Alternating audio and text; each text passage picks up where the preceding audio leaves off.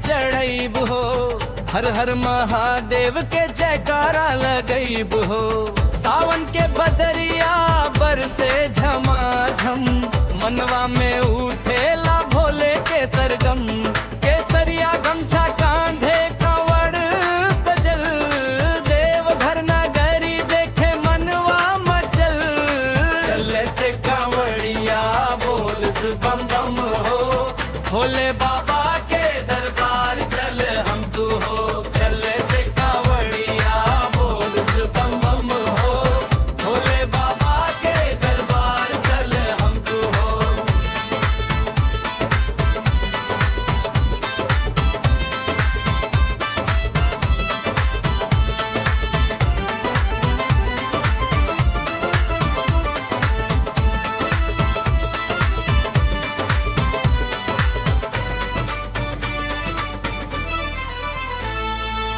बेलपत्र धतूरा फुलवा चढ़ाइब, भोलेनाथ से अपना मन्नत मनाइब।